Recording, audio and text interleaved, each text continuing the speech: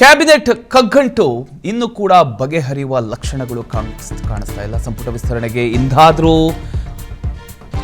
ಮುಹೂರ್ತ ಫಿಕ್ಸ್ ಆಗುತ್ತಾ? ನಿನ್ನೆ ರಾತ್ರಿಯೂ ಕೂಡ ಹೈಕಮಾಂಡ್ ಮೀಟಿಂಗ್ ನಡಿಬೇಕಿತ್ತು, ನಡೀಲಿಲ್ಲ. ಮಂತ್ರಿಗಿರಿಗಾಗಿ ಶಾಸಕರ ಕಸರತ್ತು ಮುಂದುವರಿತಾ ಇದೆ. ಕ್ಯಾಬಿನೆಟ್ ಕಸರತ್ತಿಗೆ ಇಂದಾದರೂ ತೆರೆ ಬೀಳುತ್ತಾ ಗೊತ್ತಿಲ್ಲ. ಈಗ ಶಾಸಕರೆಲ್ಲ ತುದಿಗಾಲಲ್ಲಿ ನಿಂತ್ಕೊಂಡು ಕಾಯ್ತಾ ಇದ್ದಾರೆ. ಇವತ್ತಾಗುತ್ತೆ, ನಾಳೆ ಆಗುತ್ತೆ, ಇವತ್ತಾಗುತ್ತೆ, ನಾಳೆ ಆಗುತ್ತೆ ಅಂತ. ಆದರೆ ಮುಂದಕ್ಕೆ ಹೋಗ್ತಾನೆ ಇದೆ ಕ್ಯಾಬಿನೆಟ್ ಕಸರತ್ತಿಗೆ. ಈಗ ಸಾಕಷ್ಟು ಅಂದರೆ ಫೈಟ್ ನಡೀತಾ ಇದೆ. ಇನ್ನೂ ಕೂಡ ಬಗೆಹರಿತಾ ಇಲ್ಲ ಕಾಂಗ್ರೆಸ್ ಕ್ಯಾಬಿನೆಟ್ ಕಗ್ಗಂಟು. ಅದರ ನಡುವೆ ಈಗ ಒಂದು ಹೋರಾಟ ಕೂಡ ದೆಹಲಿಯಲ್ಲಿ ನಡೀತಾ ಇರ್ತಕ್ಕಂಥದ್ದು. ಅದರ ಜೊತೆಗೆ ಸಂಪುಟ ವಿಸ್ತರಣೆಗೆ ಇವತ್ತು ಡೇಟ್ ಫಿಕ್ಸ್ ಆಗಬಹುದು, ಗ್ರೀನ್ ಸಿಗ್ನಲ್ ಸಿಗಬಹುದು ಅನ್ನುವಂಥ ವಿಚಾರಕ್ಕೆ ಸಂಬಂಧಪಟ್ಟ ಹಾಗೆ ಸಚಿವಾಕಾಂಕ್ಷಿಗಳು ಕಸರತ್ತನ್ನು ನಡೆಸ್ತಾ ಇದ್ದಾರೆ. ಒಂದಿಷ್ಟು ಜನ ದೆಹಲಿಗೆ ಆಲ್ರೆಡಿ ಹೋಗಿ ಬೀಡು ಬಿಟ್ಟಿದ್ದಾರೆ. ನಿನ್ನೆಯ ದೆಹಲಿಯ ಜಂತರ್ ಮಂತರ್ನಲ್ಲಿ ಸಿಜೆಪಿಯ ಪ್ರೊಟೆಸ್ಟ್ ಸಾಕಷ್ಟು ವೈರಲ್ ಆಗ್ತಾ ಬಂತು.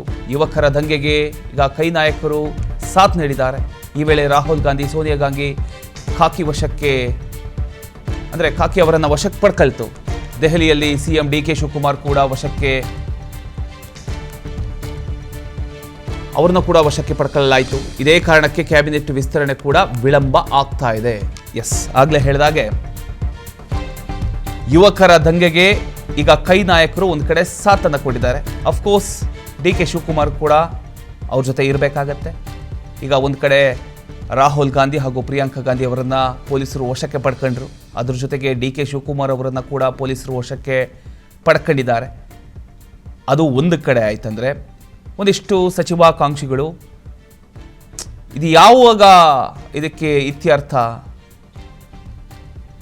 ಯಾವಾಗ ನಾವು ಪ್ರಮಾಣ ವಚನ ಸ್ವೀಕರಿಸೋದು, ಯಾವಾಗ ಡಿಕೆ ಶಿವಕುಮಾರ್ ಅವರು ಅಂತಿಮ ಪಟ್ಟಿಯನ್ನು ತೆಗೆದುಕೊಂಡು ಕರ್ನಾಟಕಕ್ಕೆ ಬರ್ತಾರೆ ಅನ್ನುವಂಥ ವಿಚಾರಕ್ಕೆ ಕಾಯ್ತಾ ಕೂತಿದ್ದಾರೆ.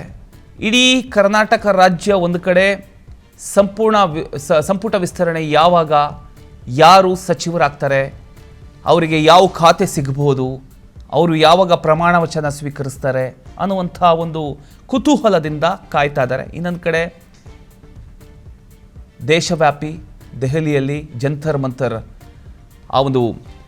ಮಂತರ್ನಲ್ಲಿ ದೊಡ್ಡ ಮಟ್ಟದಲ್ಲಿ ಪ್ರೊಟೆಸ್ಟ್ ನಡೀತಾ ಇದೆ.